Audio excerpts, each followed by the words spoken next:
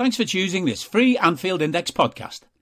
If you'd prefer to listen to this or any of our other shows without adverts, then now's the time to check out Anfield Index Pro. With AEye Pro, you can supercharge your entire listening experience. You'll not only get all of our podcasts without the ads, but you'll have them far faster with our quick publish feature available exclusively for subscribers. AEye Pro also puts you in the heart of our sound studio, with an option to listen to many of our shows live and interact with the podcasters in real time as the shows are recording. Upgrading couldn't be easier. AEye Pro is available on all popular podcast platforms, and we have our own apps for Apple and Android. Just head on over to AnfieldIndexPro.com and get started today. Hello and welcome to AEye Scouted on Anfield Index Pro. I'm Dave Hendrick, joined as always by Mr. Carl Matchett. How are you, sir? I'm starving. I haven't had anything but maggoty bread for 3 stinking days. Well, that's not good. You live in London. There's plenty of food options. There are apps you can get on your phone where people will bring food to you no matter where you are. There's no excuse for this carry on. You got to be free to receive the delivery and not recording stuff and researching stuff for you. What this tells me is that you shouldn't be living without the supervision of a responsible adult. That's what that tells me. None here, I'm afraid. No responsibility whatsoever. It's that hedonistic lifestyle you've got yourself into as a big J journalist. I know what you guys are like. Today, Carl, we are answering some questions off our Discord.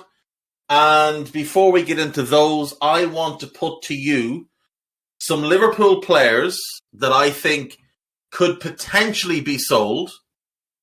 And I want to know what you think ballpark valuations for these players would be. Now, I'm talking more of selling, not all of them, of course, although, you know, if it was me, I'd take a chainsaw to the squad, but you're much nicer than I am, so, you know, you've got that Klopp gene of loyalty. But I'm just going to work under the assumption that Adrian, Milner, Ox, Naby and Bob don't sign new contracts and leave. So I've got a list here of 9 players that I think we could sell. Again, not necessarily all of them, but, you know, most of them. And I want your rough estimates on what you think we could get for them. Okay. So we'll begin with Caoimhín Kelleher, the Irish goalkeeper who has shown himself to be very much a solid citizen. He's a good shot stopper. He's good with his feet. Claims crosses quite well. Hasn't made any glaring errors as Liverpool goalkeeper. He is behind Alisson Becker, and that's not going to change. He is also for the Republic of Ireland, and I think this is one of the main reasons he might want to leave. He is behind Gavin Basunu, who plays regularly for Southampton. There's also then Mark Travers, who plays regularly for Bournemouth. And I think Kelleher, at 24 now, wants to be playing regular football and wants to be able to stake a real claim for the Irish national team. So what kind of fee do you think we could command for a goalkeeper who has 19 senior appearances for us, 4 of those in the Premier League? Well, I think the other player you mentioned there has to be the starting point, the reference point. It's Gavin Bazunu. So when he signed for Southampton, I think, was that about a 10 million deal? I believe it was 12 million. Yeah, 12 million. Okay, so if we take that as the starting point, 12 million. Kelleher is a little bit further along in terms of senior experience, obviously, because he's played a couple of cup runs for us, that kind of thing. He's shown his prowess in those games and his worth as a top-level goalkeeper. And he has a trophy to his name, of course, as well. So I think higher, and given the fact that he's on a very long-term contract with us, he's got another 3 years after this summer. So I would be saying 15. I'd like to go higher, but I'm not quite sure he's played enough to justify that. See, that's my concern as well. I mean, I know he's got higher level experience than Basunu, but we did have a much bigger sample size of Basunu when he went to Southampton, because he had played a full season on loan at Rochdale and a full season on loan at Portsmouth. Now, they are League One teams, obviously, so it is a lower level. Basunu is a few years younger. He's only 20. He'll be 21 in February. But I think 15 is a fair price. The other keeper I would look at as sort of a benchmark for us internally is Danny Ward, who I suppose was in a similar enough situation. Now he was 25 when we sold him. He had played only 3 games for us, 2 in the league, 1 in the cup. He'd had loans at Morecambe, Aberdeen and Huddersfield, and we sold him to Leicester. And if I'm not mistaken, we got 12.5 million for him. I do think 15 million is a fair price point for Kelleher. If it was even a thing of it was 12 rising to 15 with some very easy to hit add-ons, appearance-based add-ons, I definitely do think that's a price that could be gotten. There are multiple Premier League clubs, I think, that could do with a goalkeeper like Caoimhín Kelleher, especially in summer when Nottingham Forest will probably be on the lookout, assuming they stay up. Nottingham Forest will probably be on the lookout for a new goalkeeper because I don't think they'll be able to afford to keep Dean Henderson. You could potentially see West Ham on the lookout for a new goalkeeper if Areola gets the hump and decides to go. Leicester could be on the lookout. Crystal Palace, I think, could do with maybe looking at someone like Kelleher because it doesn't look like the Sam Johnston thing is working out at all. Brentford, if they lost David Raya. Brighton, if they lost Robert Sanchez. I do think there's a number of Premier League clubs that could have interest. And the more clubs with interest, the more chance of a bit of a bidding war, the more chance we can rack that price up ever so slightly. So that's fine. 15 million. That's about where I had him as well. Joe Gomez. Now, give me an ideal price point and maybe a more realistic one if you think his value might have dropped a little bit. Ideally, about 85 million, which we can do with a midfielder. But if he gets a good run of games towards the second half of the season and plays well, maybe re-emerges in the England squad or something like that, but then says, I actually want to be playing every week now, and Van Dijk's back and Konate's first choice, then maybe you make the case for him to leave, but on our terms, because he's obviously then played a bit more for us. So that would be the absolute ideal situation. Having played well, so well that we got back into the top 4. That's the other side of the ideal thing. I don't think you'd go much above 30 at the minute. I still don't. I know last summer, you were thinking a bit higher than that for him, but I think the average number of games he basically plays every year is going to count against that, and people will not want to gamble 40 million and more on a player with that kind of fitness level. So I think 30 would be ideal, let's say, if you could even structure it again based on appearances or whatever. Realistically, 20, maybe. Yeah, it's unfortunate. It's a mix of a multitude of very serious injuries that Joe has suffered over the years, and as we've discussed previously, very mixed form this season. It's just an unfortunate situation with him. I think, when I see defenders like Ben White go for 50 million, who isn't a patch on Joe Gomez, when I see Harry Maguire go for 80 million, who couldn't make Joe Gomez a sandwich, let alone hold a candle to him as a defender, I do think we should be getting more, but the injuries and the iffy form have probably torpedoed his value a little bit. I think there'd be clubs out there interested for certain. I think Newcastle retain a strong interest in him, and I think him and Botman could be an excellent partnership. I could see Villa having interest in him. Leicester, if they get their finances in order, could have interest. And West Ham, if they wanted to commit to a back 3. Spurs would be, I think, a really good fit for him as the middle one of the 3. bringing a bit more of a calming presence, but his form and the injuries will probably rule him out of that kind of move. But yeah, I think if you could get 25 and maybe some appearance-based add-ons, I think you'd be doing well, to be fair. Joel Matip is one I would strongly consider selling, given his age, and he only has a year left in his contract after this season. I'm sick of losing valuable players on freeze, and I wouldn't like to go into that situation again with him. And I don't want to extend him because I don't think he's aging particularly well. I think he's been quite soft this season. Whether he's playing within himself a little bit, trying to avoid injuries, I don't know. But he has a track record of injuries as well. What kind of fee would you think Joel Matip would attract? Because he would have interest, I think, from all over Europe. No more than £8 million. Really? Yeah, not with a year left on his deal. Not after what would be at the back of a year and a half of not very good form.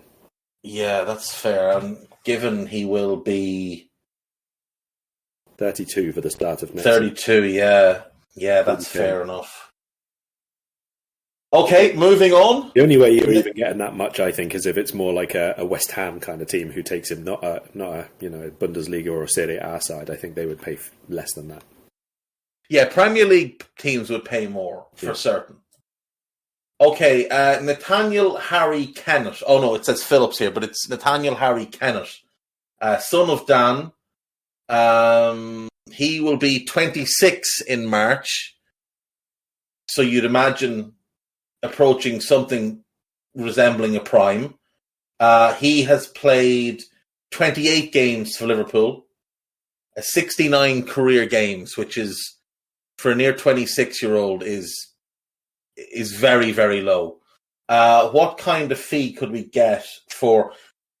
What kind of realistic fee could we get for Nat? Because the club have a bizarre valuation on him that has priced him out of more than one move. But what's a realistic valuation? At the end of the season in which he was playing for us, we could have sold him for the 12 to 15. I think keeping him for as long as we have now has halved that. Yeah, I've written down 7. Yeah, about right. Be surprised if we get any more. Right. I'd probably just try and take the 5-6 million or whatever and just add on a bit like a sell-on fee or something like that, so that if he does perform particularly well or make another move, then you top it up a little bit along the way. But basically, we've removed quite a lot of the value we could have got for Phillips for the exchange of keeping him around in case we need him. Yeah, I do agree, and I don't really think there's been much logical reason to keep him around this long. Reece Williams. Nothing. A sell-on fee. Reece Williams is currently out on loan at Blackpool. I don't know how he's doing there. I think he's starting fairly regularly. Had a bad loan at Swansea. You might get £1 million. You might get 2 million for him from a championship team, but given his age will count in his favour. He'll turn 22 in February, so you might get a little fee, but it won't be anything notable. Kostas Tsimikas, Greek left back, Greek Scouser, not as good as people think. Solid, a good crosser, but... Are you that person who has everything? The coolest merch and those must-have fan threads? Well, over at our Anfield Index shop, we've gone that extra mile when it comes to pimping up your Liverpool collection. From our popular range of bespoke design t-shirts, sweaters, hoodies and hats, to our signature edition mugs, prints and coasters, all provided with fast worldwide shipping. We have something for every red. We also stock official LFC merchandise and are licensed with the Premier League and UEFA to sell official iron-on shirt badges and sleeve patches. As a listener to this podcast, you can get 10% off everything with coupon code AIPRO10. Just head over to AnfieldIndex.shop or find us on Etsy by searching for Anfield Index. I think slower than people think as well in a foot race. I don't think he's as quick as people make him out to be. No, I think he's more. He's quite a powerful runner, and he's a non-stop runner. He's very, very dynamic in terms of keeping going, but he's not like lightning acceleration or anything like that. I think for him, you probably have to look at the reference point again of recent ones. We've had Moreno just go to Aston Villa, of course. Age, what he's achieved, the club that he's at, the fact that we don't need to sell him if he has to go, I think it's kind of one that's on Liverpool's terms really here. So I still would be looking at 15, 16 for him, something like that. A profit for sure. No way I'd be looking. Oh, definitely, yeah. We'd have to make a profit. We paid just under 12. I do think he has improved. He's also, since we signed him, established himself as Greece's first choice. Mm-hmm. So I do think that carries a little bit of weight that he is a regular starting international player. Yeah, I think somewhere in that 15 to 18 range would be fair. He'd improve a lot of clubs. There aren't a plethora of great left backs knocking around Europe, and I think he would improve a lot of clubs. Leighton Clarkson, currently on loan at Aberdeen, apparently scoring absolute worldies every few weeks. Had a bad loan at Blackburn, but this loan appears to be working out really well for him. 3 senior appearances for Liverpool, yet to play in the league. For me, he doesn't have the standard to play for us, but I do think he's a player that could forge a good career in the Championship and the lower end of the Premier League or the upper end of Scotland. I think he's a player that Rangers might look at and think that's someone that could add something in midfield for us. Sorry, who was that you said? Leighton Clarkson. Okay. I don't think there would be a big initial price on him, especially if he's going north of the border. I think that's only 3-4 million, maybe, tops. Yeah, I think that's fair. Right, these 3, I would sell all of them. Kelleher, Gomez, and Tsimikas, for the good of their career, I would sell them so they can go and be first choice somewhere. Matip, because of his age and contract situation. Phillips, Williams, and Clarkson, because I just don't believe they're to the standard that we require. These 3 are a different category.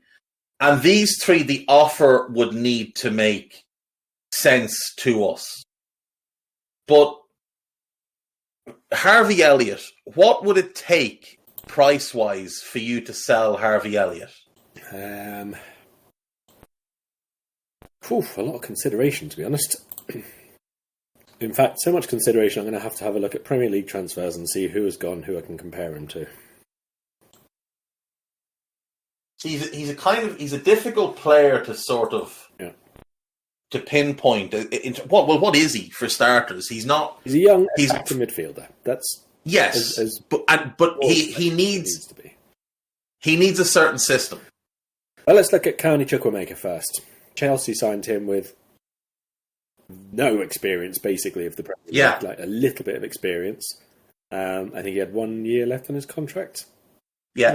And they paid 18 million. Something like that. I think it rises to 18. I think it's like 12 going to 18 or something like that. Let's ballpark it. Let's say 15 million with a year left on his deal. Harvey Elliott's got a lot more experience than him. He's played Champions League football, that kind of thing. He has a lot longer left on his contract. Brentford paid nearly 20 million for Keane Lewis Potter. Again, an English player, hadn't been in the Premier League at all. I think who else there's been this season. Little bit older, but would Jared Bowen? West Ham paid, I think, 24 million to get him, coming out of the Championship with no top flight experience. And just thinking positionally, in a 4-2-3-1, they'd play a similar enough role. And obviously different types of players. But that might be some sort of ballpark to take it off. I mean, Harvey's younger, you'd say more talented, longer contract. My starting point for even thinking about this would definitely be 30 and above.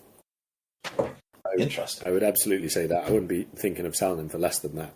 Any kind of player leaving in the 23 and under bracket who is English and very good and capable of international honours is like 20 million starting point. Unless they're, into the last year like Carney Chukwuemeka was. So I wouldn't be considering anything lower than 30, but then there would have to be quite a bit built into that for it to be a very enticing offer. I think there's loads to work with Harvey Elliott. Yeah, it's very difficult to pinpoint exactly what he can be at the minute because we're not a very good functioning side. If we were, you can probably accommodate someone who is still developing and is still finding out exactly what they're best at a lot more easily. Can you accommodate him in a 4-3-3 though? Like in our 4-3-3? Again, I think that depends a lot on if everything else is working perfectly. I mean, if you have two midfielders in a 4-3-3 who are working very well, Liverpool have won a league title and a Champions League, and along the way have had people who, in that third midfield spot, have not been very good, or have not been consistent, or have not been an exact perfect fit. And, there's nothing to say that Elliott, between the ages of, let's say, 22 and 23, won't develop hugely in terms of his tactical work, his positional work, defensive understanding. Is he going to get bigger or quicker? Probably not going to get bigger, but I don't think that that's the be-all and end-all. Again, like I said, it depends on how the rest of the team is formed. If you've got two giants there in midfield, if you end up with Fabinho and Thiago being replaced by, I don't know, let's say two Arturo Vidals, who are just absolute animals at winning the ball back, and even though they're not the tallest, they're stocky and they are strong and they're good in the air and everything else, you can probably accommodate someone who's not as aggressive as them, not as big as them, but there's a lot to obviously work on both sides of that in terms of the team development and in terms of the individual player development. I mean, you look at someone like Morgan Gibbs-White, I think that's a good example as well. He was nearly 30 million. Harvey Elliott's a better prospect than him in terms of what he's done so far. So that's my absolute minimum starting point to consider this as an option. Well, we'll strongly disagree on Harvey Elliott being a better prospect than Morgan Gibbs-White, who's more talented, more powerful, quicker, bigger, stronger, faster, and more purposeful in what he does. But I do take your point in terms of the price. That was 25 going to 42. Yeah, I mean, that's a nice kind of ballpark figure. Like you said, 30 maybe with some add-ons there as well. The sell-on clause and a buyback clause and all that good stuff that protects any future interest. His inverse, Fabio Carvalho. I know we only signed him last summer. I'm just ballparking here. I'm just speculating. He's another one that doesn't seem like a very natural fit in a Jurgen Klopp team, particularly a 4-3-3. If we played a different system, I would say he has a higher ceiling than Harvey Elliott because he's quick. I do think you could play him off a striker if you were to play a 4-2-3-1, play him as the 10, but more of a second striker than an attacking midfielder. I think he would have some foreign interest as well, particularly one Lisbon-based club who wear red could have a strong interest in him. If I was Julian Ward, I'd probably be offering him in a deal for Enzo Fernandez. But what kind of fee do you think Fabio Carvalho could bring? I don't know. A bit of a struggle with me with Fabio Carvalho. I mean, he's obviously technically got loads and loads of talent. But I think he's some way away from being able to realise it all, to be honest. I think his footballing nous, let's call it, is quite low at this point in time, to be honest. I think there's more work to be done there for him to reach his peak than, let's say, Elliott, for example, is someone we've just spoken about. Probably, like you say, there's more of a ceiling there, and naturally that would mean it takes longer to get there and harder work, but also reduces the likelihood that you can actually get every little bit out of it. What did we pay for Carvalho in the end? 5, rising to 7.7, I think. Okay. I don't know. Let's say a starting point at 20, and then see. Yeah, I think that's fair. This is the last one, and of these three, I think this is the one I'd rather keep of the three. Purely from a physical point of view, I think he can offer more. I think he's a more natural fit. I just don't think we've developed him particularly well. Some of that is down to injuries, but Curtis Jones. £100 million. One Jude Bellingham. Yeah. Straight swap. And a new pair of boots. Him, I would use the Gibbs White type comparison. Yeah, probably. In terms of age, profile. Like, I've said this endlessly for 18 months. Curtis Jones, I've never seen a player who needs a loan more than Curtis Jones just to go and get regular starts. I know he's played a bunch for us. He's got 82 appearances, but many of them are as a sub. A lot of them are bitty, 10 minutes here, 15 there. He has started a bunch of games. He's got 8 goals in those 82 games. That, for me, is a sign that he's not getting enough minutes, because Curtis Jones is somebody I think has the potential as a Premier League midfielder to hit double figures a lot of seasons. I think he just needs to be given more of an attacking role than that kind of secondary 6, left-sided defensive 8 role that Klopp tried to turn him into. I think he would have been a much better fit on the right of midfield than the left. But I understand he's more comfortable coming infield onto his right foot. But while he's comfortable with him, what he's good at are two different things in my view. And he is somebody I would like to keep. I think he could be, if we did get Jude, I think having Jude and Curtis as the two right-sided midfielders is something that would interest me greatly, even if it was a case where we were playing a 4-4-2, like a skewed one, and either Jude or Trent or whoever was playing right side, I'd develop Curtis as the alternative in that role. He's one I'm torn on selling. Of this group I've named, he's the one I'd most like to keep. I know he gets a lot of criticism, but I'd like to loan him, let Henderson have one more year as a squad player, and then bin Henderson off and bring Jones back and actually get something out of him. But what would you take to sell him? It would be a starting point of 30 again for sure, but I would want more than that for Curtis Jones. A lot. Yeah, I mean, I've seen figures of 40 million thrown around for Conor Gallagher, who I don't think is nearly as good as Curtis. I don't think from a technical point of view. I think he's more dynamic than Curtis. But again, I think that has a lot to do with how we've worked with Curtis.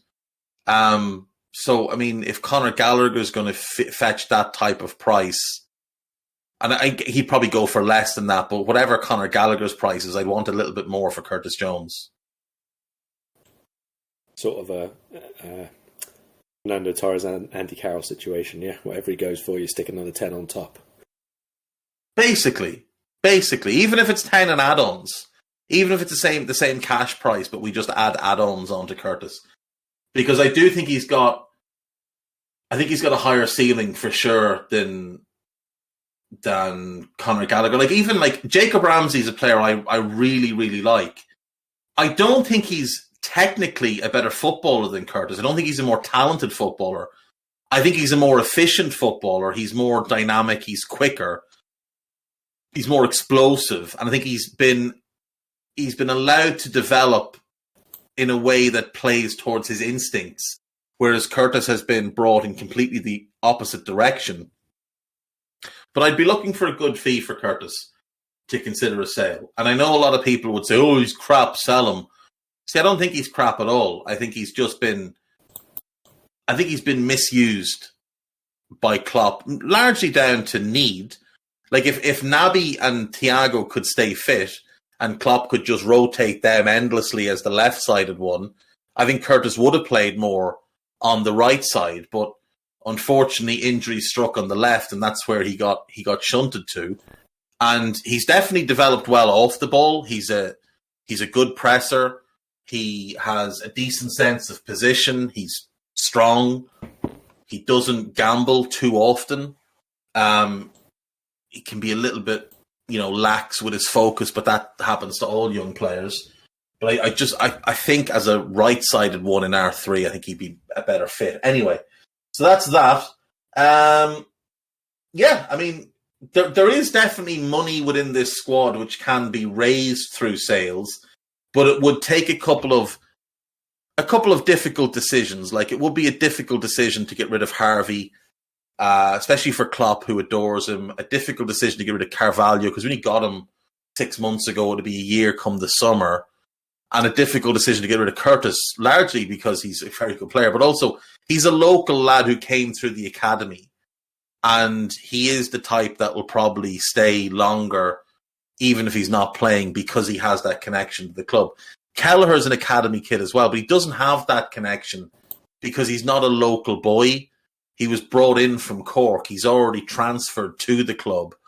It is different when, Irish lads or Scottish lads or whatever make their way than it is for a local boy who grew up dreaming of Liverpool.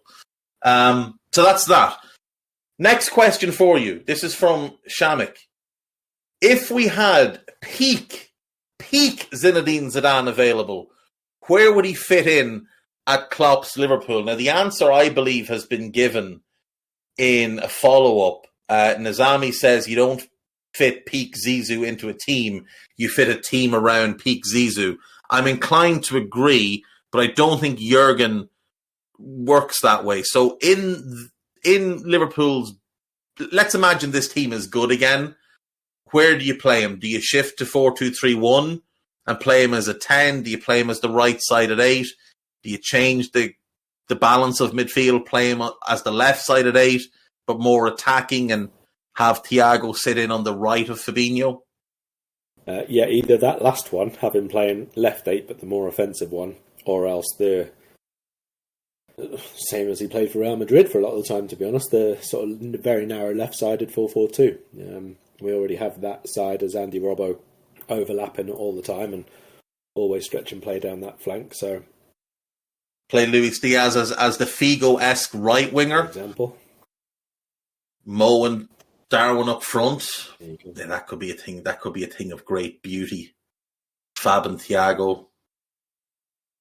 There's an attached clip that Shamik put in from a tweet by @FootballRemind, and it's about 2.5 minutes of Zidane's first touch, and it's absolutely glorious. And while I was waiting for this to start, I watched it about 7 times, and it's just outrageous how good his first touch was.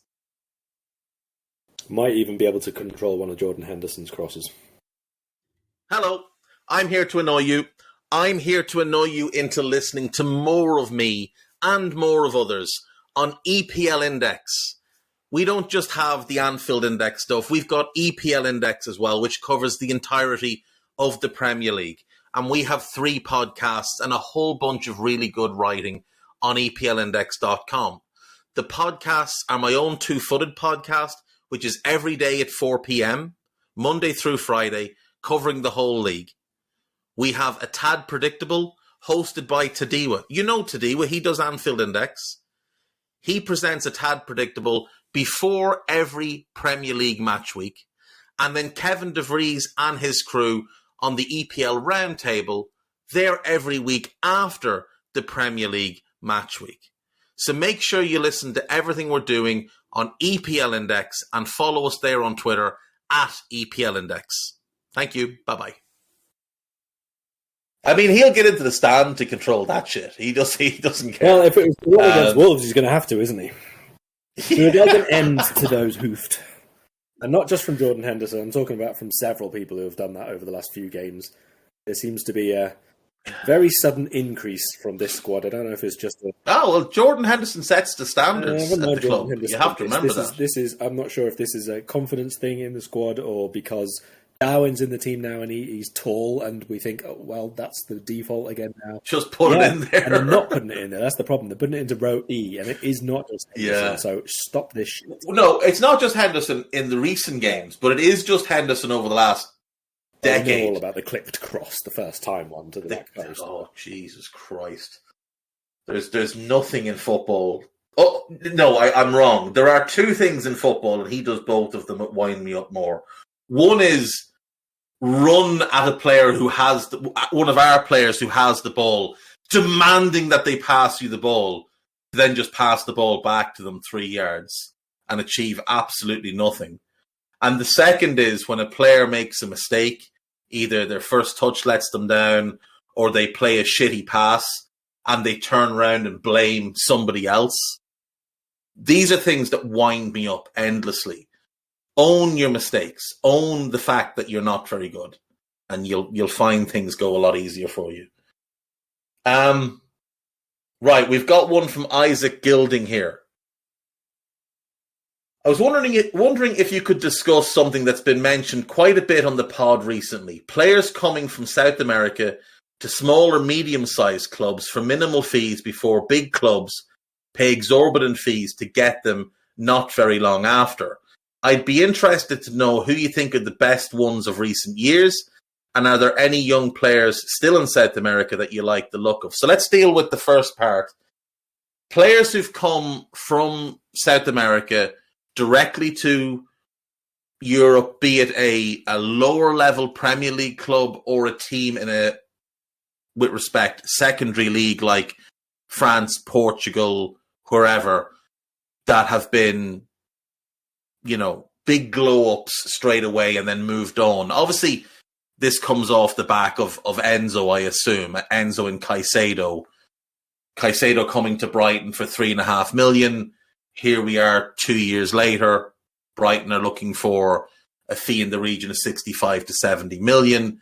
Enzo Fernandez moves to Benfica in the summer for about 16 million plus a sell-on clause. And Benfica are looking for a fee in the region of about 105 million for him. Another one would obviously be Alexis McAllister, brought directly into Brighton. But any others that have caught your eye or that you think are worth a mention here? First of all, today, actually, another one, so pretty good timing. Southampton have signed, and I'm going to be quiet here and look for his name because I can't remember already. Carlos Alcaraz. Charlie Alcaraz, that's it. Charlie Alcaraz, very, very talented player. So, I mean, why it happens is fairly routine, really, isn't it? I mean, they need to cast the net a little bit wider and find their own area where they have a good network, and so you can be a little bit more aware of people, but also if you're buying them for a lower fee, you can afford to not take a risk on them as such, but go a bit earlier on them maybe, because you can be confident of obviously the bigger sell-on fee and everything else.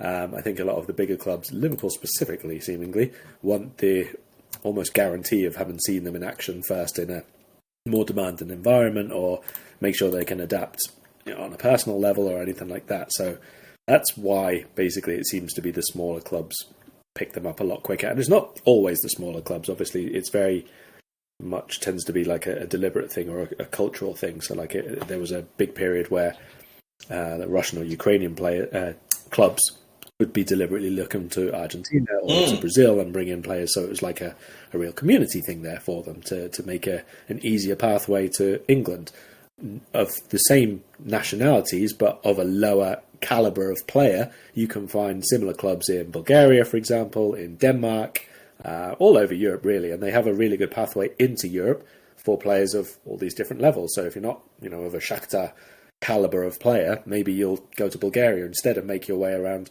Europe's, let's say, third-tier nations around that. Portugal, obviously, we know about all of that. And in Italy, even several clubs have long-standing relationships with clubs over in different South American countries. In terms of the actual players who are now around, to be honest, that's not my area. The only players that I will see from Brazil or Argentina when they're pretty young are if someone's told me about them and I'll go and look them up, or if they're making headlines because they've been playing particularly well or whatever. I don't watch the games non-stop for Argentina and Brazil, so it is literally only if I've been told about somebody or heard about a particular name, and then I'll go and look for them, and it'll be that particular player, not like 6 or 7 of them. So the only ones really that I took a look at, let's say up until the World Cup, Santiago Eze, who plays for Huracan in Argentina.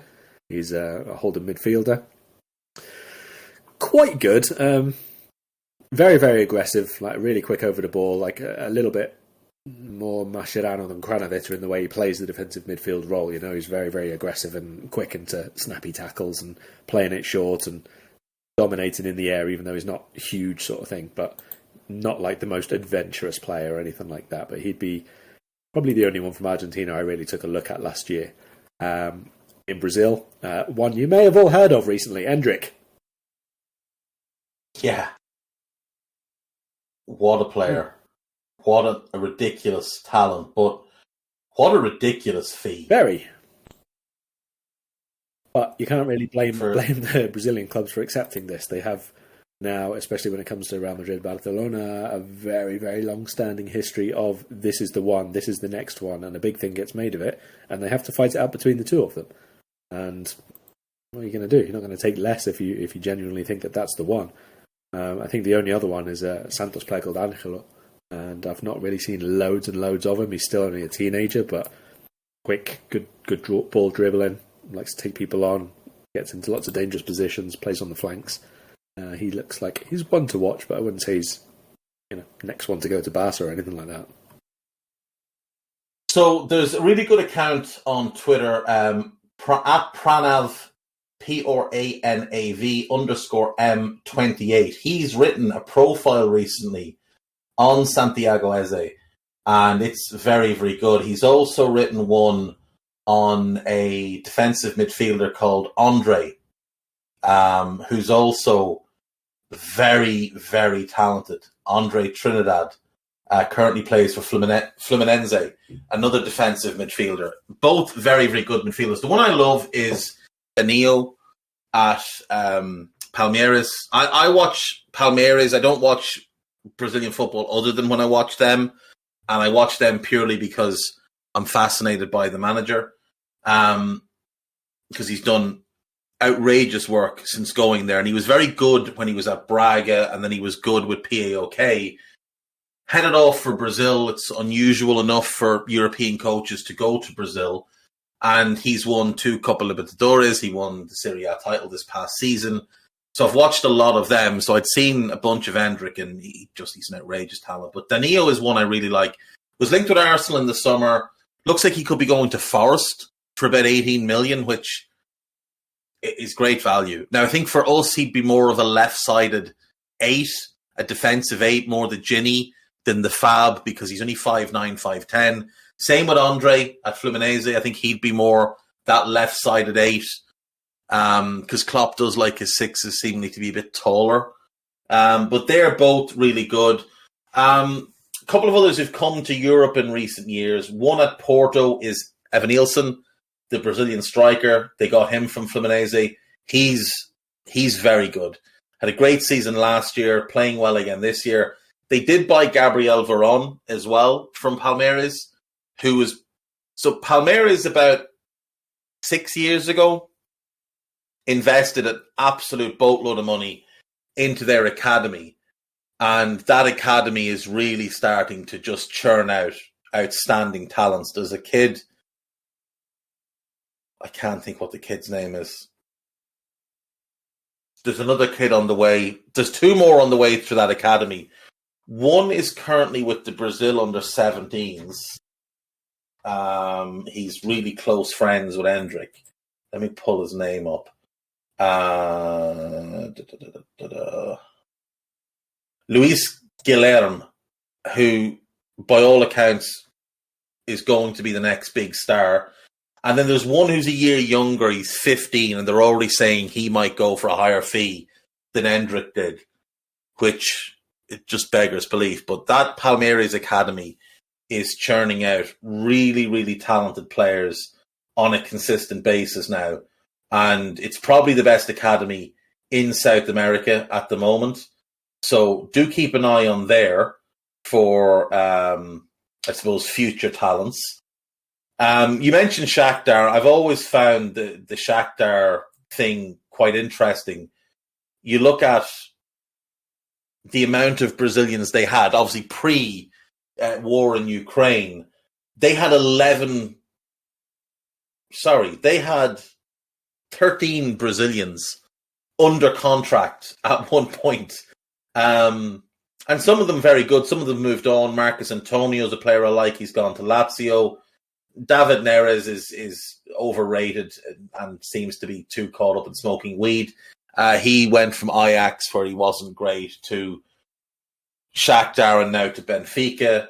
They had Fernando. They had Dodo, who's a really exciting right back. really, really promising. Maicon was interesting enough. Pedrinho was interesting enough. Marlon was interesting enough. But yeah, I mean, they're players of different levels. Some they bought to develop and sell on. Some they bought to, as you mentioned, kind of create that environment for others to come into and feel at home with. And Shakhtar have obviously had quite the track record with Brazilians going back to the likes of Fernandinho and Willian. It's an area that they had great success with. We'd seen CSK Moscow and Spartak Moscow in the past go that route as well, of bringing in a couple of Brazilians and doing very well. Wagner Love, remember him? He was excellent there. Dudu, he was tremendous there. They got moves on and never did as well, but they did very well at those clubs. Others that would interest me now, Alan Varela of Boca Juniors is another holding midfielder that I very much like. Alcaraz was one that was on my list. Maximo Perrone, who's going to City, is another talented player. They're getting him for a steal, about 8 million. Whether he makes the grade at City or not, I have doubts. I think he needed a Southampton type of move where he'd go and play more regularly and then get that move to a club like City or whoever. But such is life. It is something I would like us to do, but it's something I would like us to do if we had that multi-club model, if we had a secondary or a third club where we could bring players and park them for a year or two and develop them. It's one of the reasons I think the Harris Blitzer group is a good fit for us. They have a multitude of clubs in different leagues, so they could bring players to Europe with, say, Augsburg and develop them there in the Bundesliga, and we could see how they do. And if they look like they're a player that's going to be good enough for us, maybe we can buy them and loan them to a Premier League team and then bring them back and see where they stand then. But it's certainly something I think we should be looking at and not ignoring. It bothers me greatly that I see Brighton been so many steps ahead of us. We see Southampton with this move for Alcaraz, I think is going to be a good one for them. But City and Chelsea have done this much better than us, Carl. They've bought players for dual purposes. They buy players purely for resale, and they buy players with a view to developing them into the first team. But their academies churn out players consistently that they sell for big fees. Now, we've done it a couple of times with Solanke and with Ryan Brewster and Harry Wilson, but this was one of the purposes of me asking you about Fabio and Harvey. We paid, 5 million for each of them. Could we turn those two players into 50 million in cash to go and buy one really good starting midfielder? I think we probably could. And then you've turned 10 million into a 50 million pound player. I think that's a way we can work around the financial limitations that we have.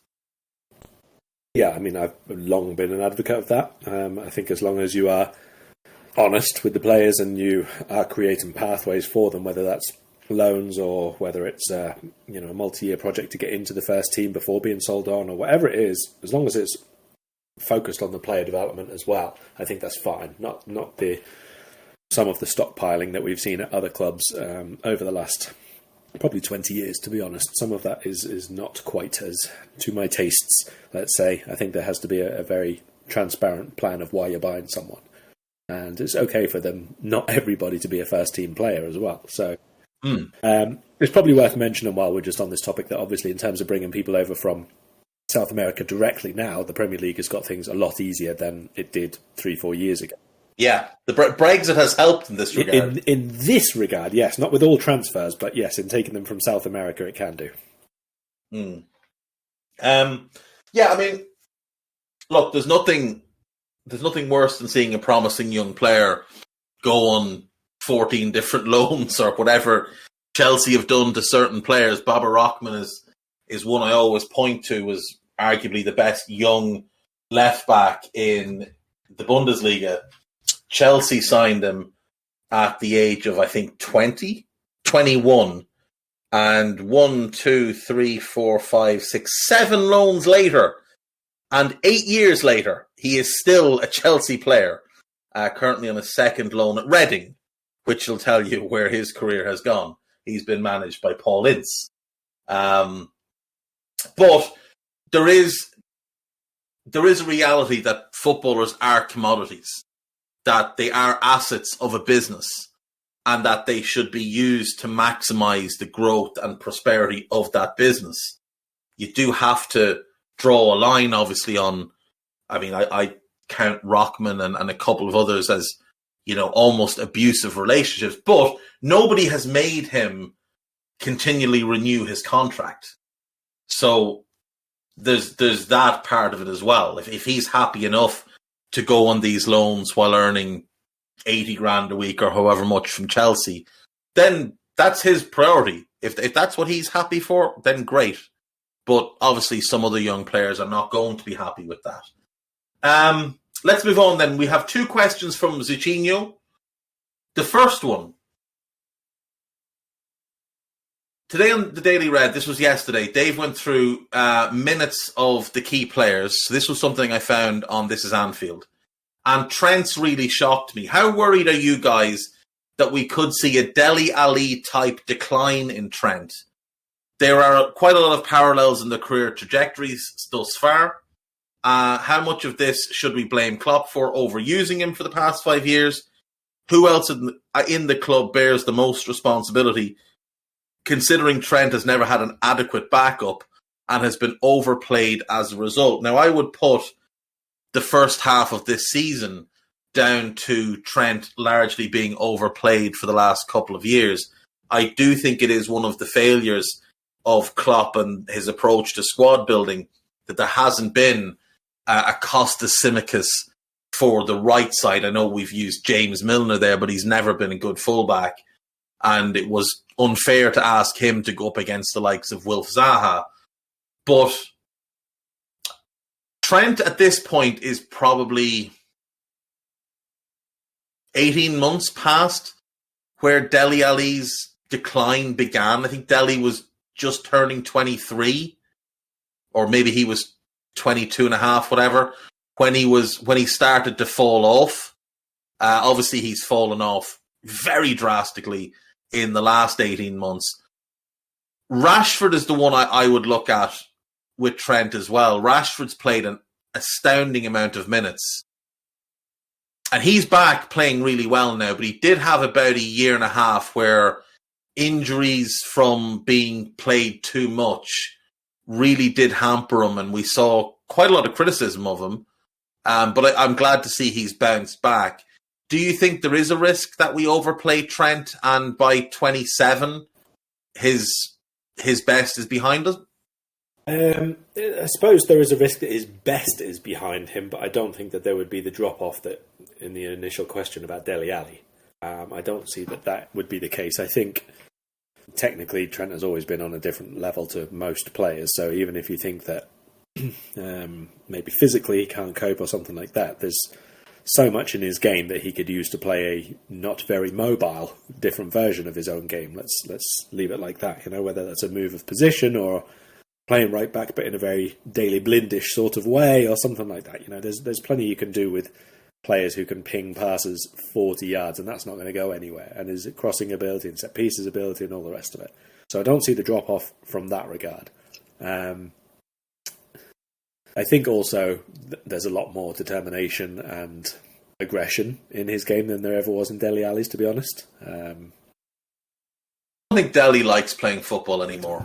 I wouldn't imagine he's enjoyed going to training and not really playing very much for 3 years at a time. But no, I think there's been so much. Like Dele's, if you look into the history of Dele and his family situation and how he grew up, and the people that came out of the woodwork as he began to, really explode at Tottenham and had their hands in his pockets, I think there's been a lot more external, behind the scenes pressure on him and distraction for him than for Trent, who comes from a very supportive family and who's been in a very good atmosphere at Liverpool and has had good senior pros to guide him along the way. I think with the other thing with Dele as well is, I mean, Dele's dream move was Liverpool, and Rodgers made such a hames that he ended up at Spurs. And I mean, I know he did really well there, but he didn't. He always, I think Dele always viewed himself as moving beyond Spurs, and then they priced him out of a move with a ridiculous £100 million asking price. And I think as he started to decline, I think it hit him that he was never going to get to fulfill all his dreams, and he still had all these parasites, trying to bleed him dry. I think he's just fed up, if I'm honest. I think he's just had enough of football. I think his mental health has suffered massively. Whereas I think Trent has a lot more positivity around him, which is a big factor. I think the same goes for Rashford, who's got a very, very close bond with his mother and his brothers. And he's at a club where I know they're a bit of a train wreck at times, but there is a good environment there for young players to be nurtured. Something Ferguson really hammered home, that they needed to nurture young players and create that family bond. And I just don't think Dele ever had that. And I think that, Dele to me is like more Ravel Morrison, whose environment away from football caused what happened in football. And I think Dele's kind of the same. Dele reached a much higher peak than Ravel, obviously, but the same type of outside torment, distractions, parasites, I think is what's hurt him more than anything. And then obviously somebody made him go and play for Frank Lampard for 6 months. I mean, that's not nice. No, I must admit, I thought that Lampard would get more out of him, though, because you mentioned about being in a better place, and Lampard is obviously much more portraying himself as a man manager and that kind of thing. So I did expect a little bit more out of Dele at Everton, but it was a very short-term thing.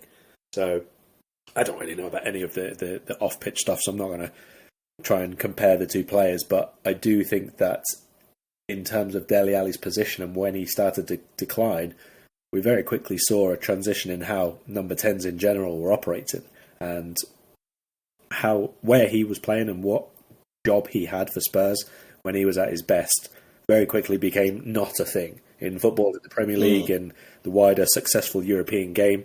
And he didn't really have the same sort of impact in terms of build-up play as he would have done getting on the end of play if he was played as a third midfielder. So it was difficult for him to reinvent himself as well as a player, I think.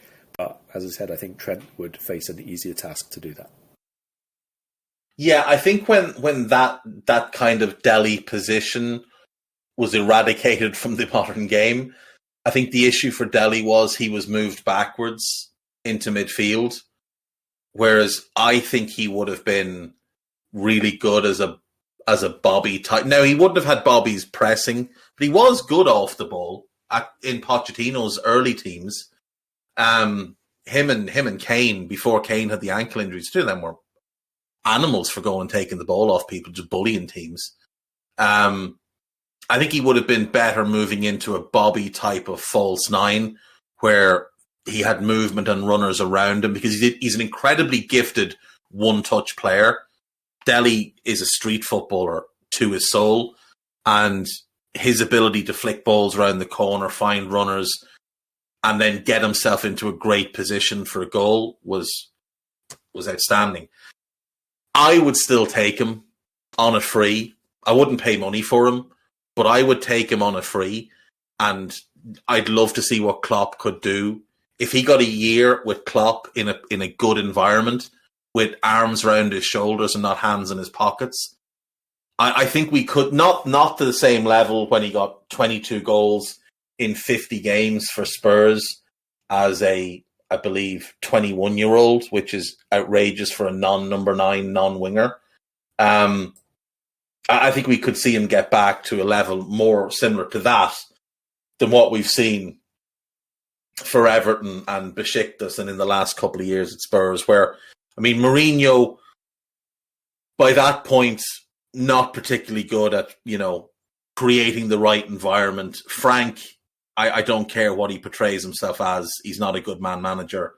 And I don't know what the situation is at Besiktas, but I know that Wout Weghorst is running away having been more than happy to get out at the first opportunity. So who knows?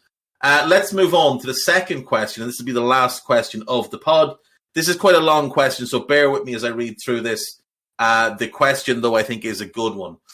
Another one for the pod. Not sure if you've had a chance to listen to the latest Molby on the spot, but Jan's lack of real optimism for this season and the medium-term future of the club in general was pretty startling. I don't need a VPN. I've got nothing to hide. This is what I used to tell myself before I hooked up with LibertyShield.com.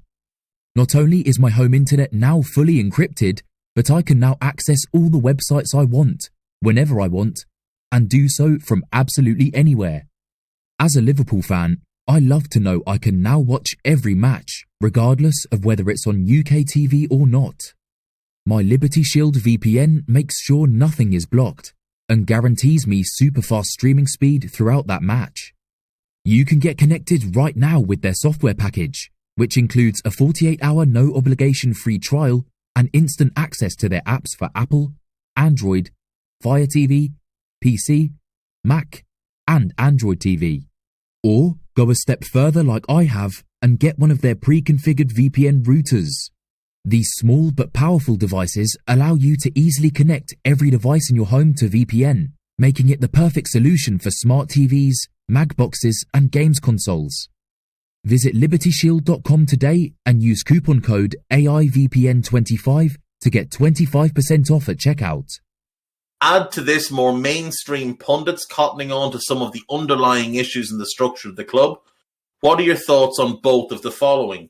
If rumours of internal strife and a move away from the process which brought so much success are largely accurate, particularly those surrounding how Klopp and maybe other coaching staff have been afforded far more control over far more of the footballing side of things, and how key contributors have, as a result, been pushed out or otherwise left as a result, such as Michael Edwards, Ian Graham, and Julian Ward. If nothing changes in terms of a return to the previous structure, would you trust Klopp with this much influence to eventually get it right? Would new owners change your view on this?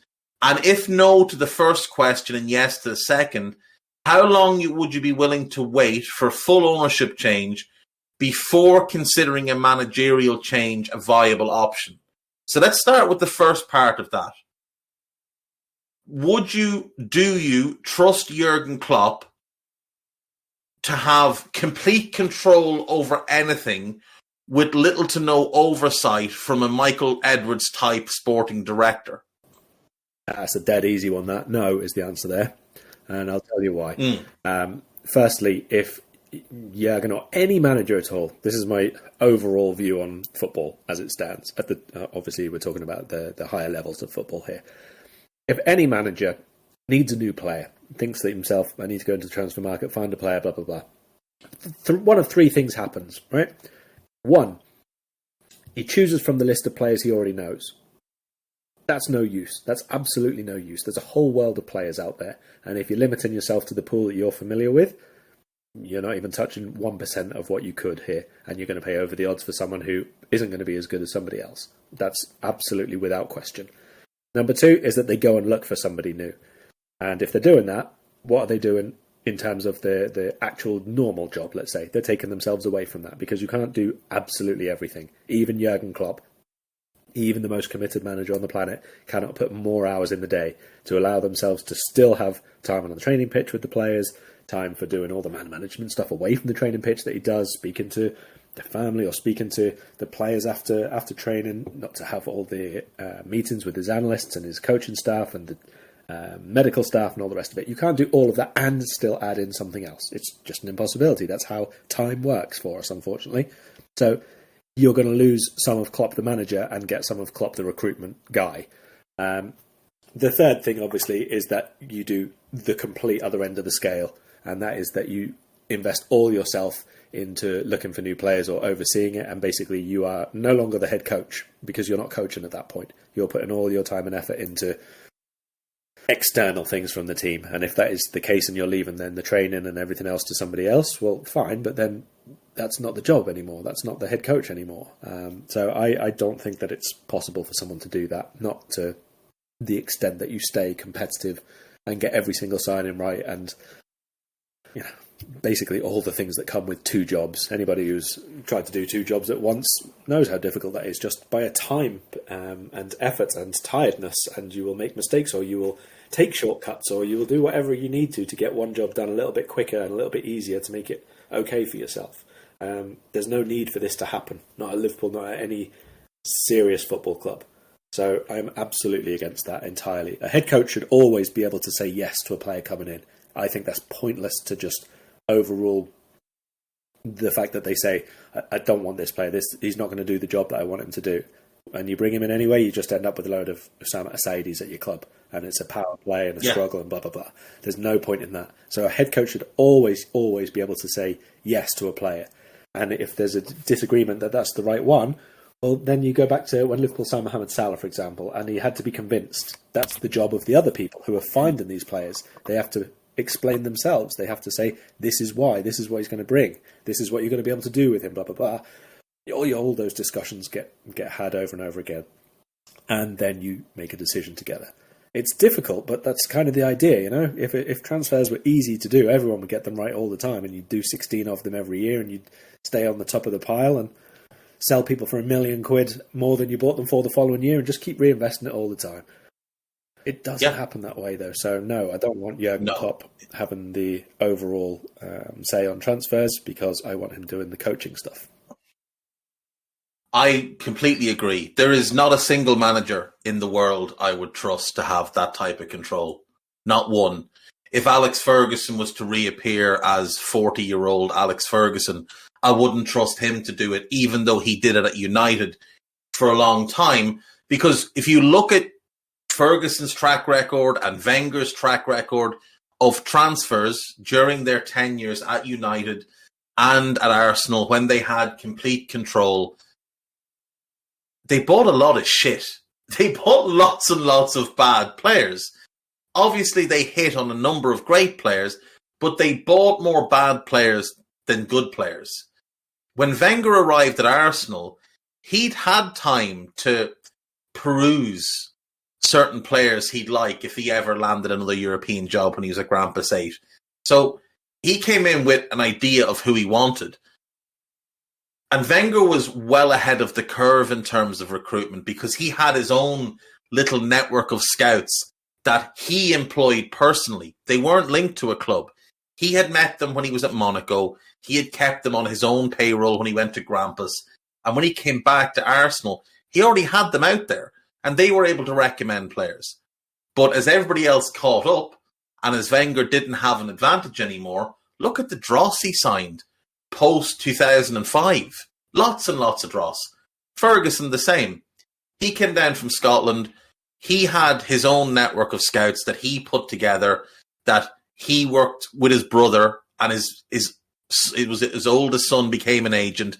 And through them, he was able to get himself a little bit of a head start.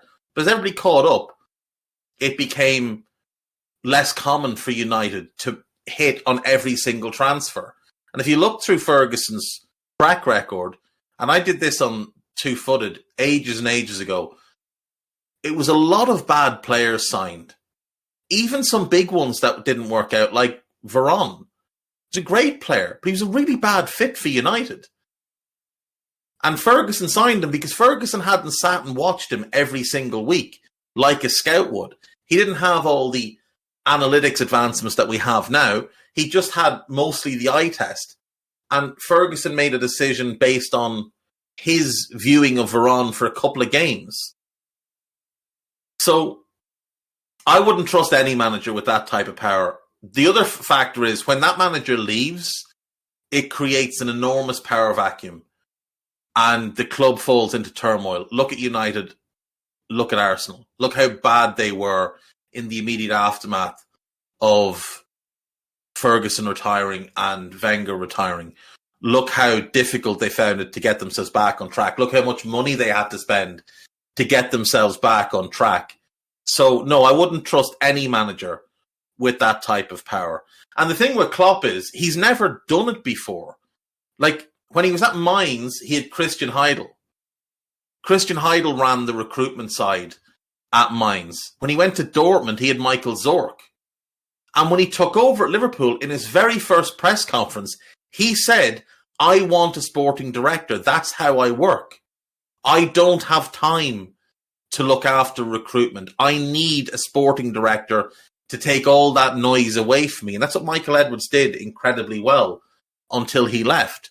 Julian Ward doesn't have the same type of power at the club, the same type of scope at the club that Edwards had. Now, it might have been given to him over time, but Edwards had to earn that and develop his own role. So no, I wouldn't trust Klopp to get things right if he's left to his own devices, because there's no evidence that he can do it. There's also no evidence that Jurgen Klopp can rebuild a team. We've seen him build teams, but we've never seen him rebuild a team to any success. He built a good Mainz team. When it went wrong, he couldn't fix it. He built a great Dortmund team. When it went wrong, he couldn't fix it. He's built a great Liverpool team, an incredible Liverpool team. It's gone wrong. It doesn't need as much surgery as perhaps the Dortmund team did, but there's a lot of parts of that squad that needs to be taken away and replaced, and his own loyalty is an issue. You know, his own words are, I'll never force a player to leave if they don't want to. I'm sorry, you can't run a club like that. And that's where a strong sporting director needs to step in. And my opinion, and it's just my opinion, is that that's one of the factors that led to Michael Edwards' departure, was that he wanted to move on certain older players and Jurgen wouldn't allow it. I could be wrong, but you look at the timeline of events, that does seem to have been at least a contributing factor. There were probably other factors as well. I know he wanted to spend more time with his family and stuff, but I don't think he would have walked away if everything was kumbaya at the club. The second part of this question then, Carl, is with wealthy new owners, if Jurgen is not willing to go back to the old methods, the methods that worked, and he wants to push ahead with his decisions, his way, his players, how long would you be willing to wait before considering a managerial change? If we have another season like this next year, would you, in the summer of 2024, consider moving Jurgen on and bringing in somebody else? Or would you give him a year after that? Would you let him run his contract till 2026, regardless of what happens? Because I know some people will say, oh, well, he's here till 2026 and just let him do what he wants till 2026. He won us a league title and a Champions League. And that's fine. If that's your view, that's fine. But what would your view be? What are you telling me that we finish this season? Sixth. And next season? Fifth or sixth. Fifth or sixth, so with no real regeneration of the squad as such. No. Um, Let's say we buy Jude. Yeah. The whole summer budget goes on Jude. And we still end up in sixth. Because Jude Bellingham doesn't fix the I problems. would give him... As good and all as he is. I would give him the start of the following season for sure. Because he surely, by the end of that first season, realises... I mean, he should be already, we know that, but different conversation. He should then realise that more is required, or a change or alteration of strategy is required, or whatever. I would like to see, as much as, you know, aside from the Liverpool thing, I would like to see Jurgen Klopp build a second team whenever that happens. But from a Liverpool perspective, one bad year I think you can completely overlook from any manager who's done well beforehand. Like with West Ham, for example, assuming they don't get relegated. If I was a West Ham supporter after what Moyes has done over the last sort of 2 years for them, I would be prepared to overlook that completely. That's how I see football teams, football recruitment, blah, blah, blah. Nobody has to agree with this. This is just how I like to see it. So I would overlook this season, but next year has to be a learning one. And if we're still miles off it and still making the same mistakes by the end of next season, yeah, I'd be having very, very big questions. And if I was, you know, you're saying, would I let him have the next season? So presumably, I'm somebody within the club, I would have questions which need very good answers from him. That's the truth of the matter. And if I was, you know, given assurances of there was development or there was an awareness that things had to change, then fair enough. I'd be prepared to go along with it again for the start of the next season, because where else are you going to get elite managers from all the time? But if it was we were unlucky and we were pretty close at times and it's almost clicked, I would have a decision to make. Yeah, I mean, if you could look at next season and let's say we did see some regeneration of the team. Let's say it was a case where we missed Jude because we didn't get European Cup football for next season. So we went and we bought, let's say we buy Manu Kone, Manuel Ugarte, and Yunus Musa, just as an example. And we bring the three of them in, and it takes them a little bit of time, but through the second half of that season, they really begin to click and buzz as a midfield. And all of a sudden, we're looking at this really dynamic, young, aggressive, physical midfield that is getting us back to what we once were. And let's say the defence starts to click back into gear and we go on a really good run. And let's say we had found ourselves 10th at the turn of the year, but we launch back into 5th and we just miss Champions League. Or even if we miss it by 8 points or whatever, that at least you're going in the right direction. Yes. That at least is progress. Even if it's a step back to go forward, that's progress. I think that if it's this shit again, though, bye-bye. I think that with everything, like when we get to semi-finals of the Cup and go out, or when you miss out on the Champions League by 2 points years ago, you have to factor in context. If it's a 3-team battle to get 3rd, 4th, 5th, and they're all within like 2-3 points, I don't think it's right to say like a team failed or a manager fell short or something like that if they're in that battle. And yeah, they did fall short, but not like through doing stuff wrong. It was very close. Well, it depends though, Carl. I mean, is there banter to be had in laughing at there the clubs here? Is. You have to factor absolutely that in. Is, yes. You have to factor that in. That's an important factor here. Absolutely so. Like, I think it's very, very pick whatever word you want, enjoyable, funny, hilarious, depending on which team it is and who your club is, of course. But yeah, from a sporting perspective, I don't think that's failure. I think if you get to a semi-final of a cup and you haven't won a trophy for 16 years and this was your big opportunity and you lose in the semis, I don't see that as a failure. Only one team can win that, and you've gone further than probably other teams have done of your club over the last decade or whatever. You've gone as close as you could and you give it a go, and you've obviously improved in that regard, and you've gone closer to ending that trophy drought than maybe any other manager had before you. I don't think that's a right thing to say in that context, that you've failed or you've not done the job that you were supposed to. It's a really difficult thing to win titles. Really of course it is. Thing, and I think here's the thing, Carl, right? The first person who will know, the very first person who will know whether or not Jurgen Klopp can rebuild this team the right way and get us back to where we were will be Jurgen Klopp. He will know before the rest of us. Right now, none of us can say whether he can or can't do it. None of us can say that because he's never been asked to, or he's never had to do it before. He's never done it before. He may well be capable. He may not be capable. We don't know. We do not know. The first person who will definitively know will be him. And what we know about him is that when he feels he is not moving a football club in the right direction, he will walk away from that football club. He will not take a club down with him. He will not allow a club to fall off under his watch. If he feels the best decision for him and for the club is for him to go and do something else, he will go and do something else, whether it's take some time off, go and manage a different team, go and manage a national team, whatever. He will be the one that knows first and foremost. And he's earned the right to try and rebuild this team, without question. And like we've said, it's not a huge rebuild. Like, in the longer term, Ali's going to be here for another 5-6 years and still be great. Trent is 24. Ibu's 23, I think. Virgil, I still think, can be great for another 5 years.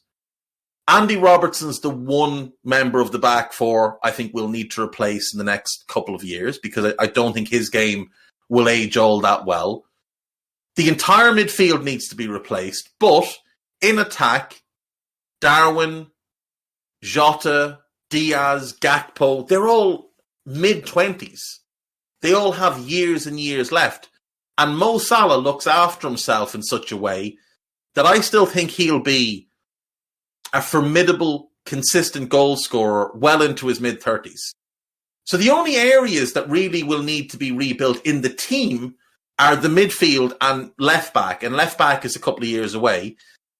And then it's about regenerating the squad, what's behind them, going and finding those, next iteration of Liverpool player. So it's not a huge rebuild in the first 11. The squad will take some work, but that's fine.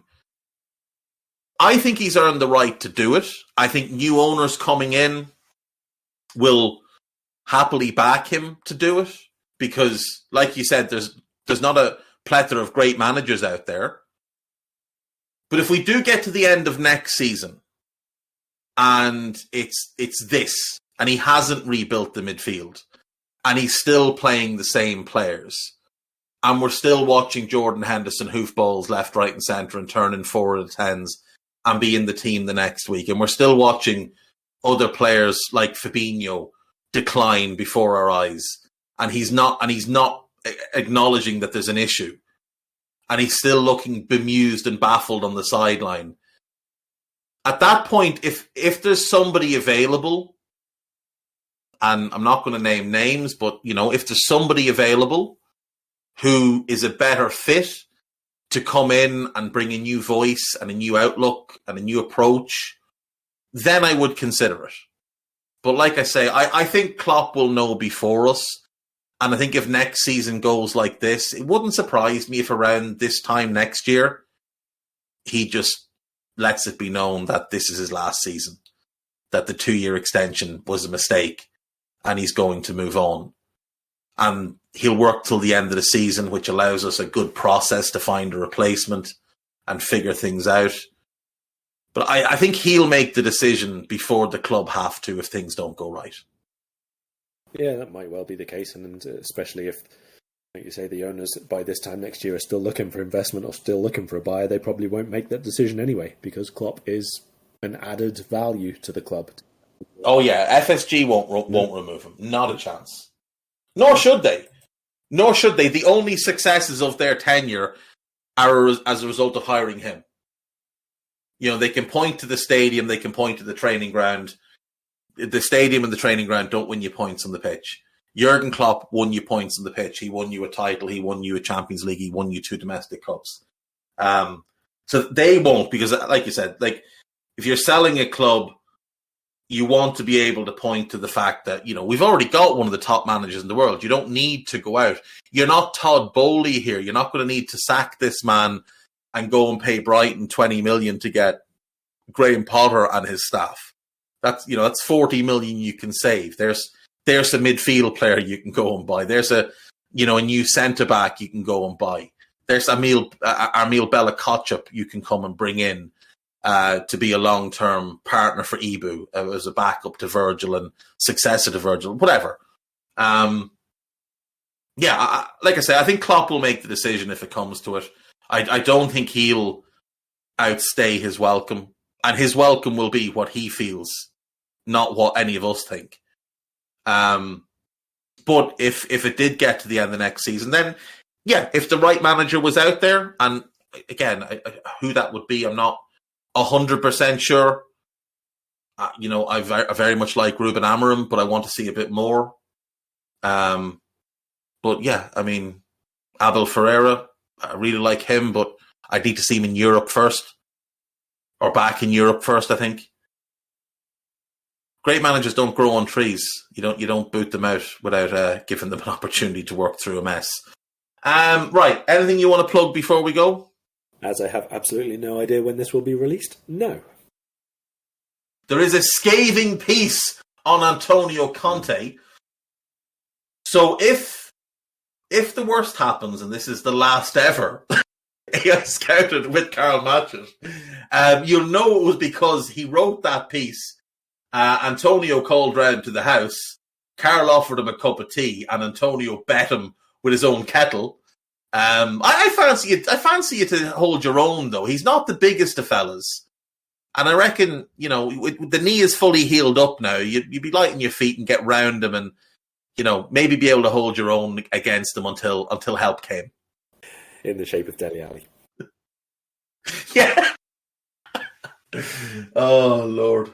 Just put the word out that he's bothering you, and there's probably half dozen players that have grudges from the past who'll come to anyone from Inter Milan, really, or Chelsea. Like, if you shout loud enough where you live, they might hear you at Stamford Bridge. There's probably still a few people knocking around that have gripes with Antonio for things that he said and did while he was there. But yeah, if you don't hear from Karl again, that's why Antonio Conte has brought him home and locked him in a dungeon or something. So yeah, there we go. Thanks as always for listening. Thank you for the questions. Zucchino, 2 very good questions. Isaac Gilding, a very good question. And of course, Shamik, just for allowing us a little walk down memory lane with Zidane. That left side, the ball being fed to Zidane and him just doing that little back heel flick between his legs for Bobby Carlos, charging down the wing with the little legs flying as fast as they could. It was a glorious sight. We hope you enjoyed listening to this Anfield Index show. Please be sure to subscribe to our channel so future podcasts find their way to your device automatically. There's nothing quite like fan engagement, and we'd love to know what you think of anything discussed on this show. The best way to get in touch is over on our free Discord community, where both podcasters and listeners debate the hottest LFC topics 24/7. Sign up free now at AnfieldIndex.com/Discord. You won't regret it.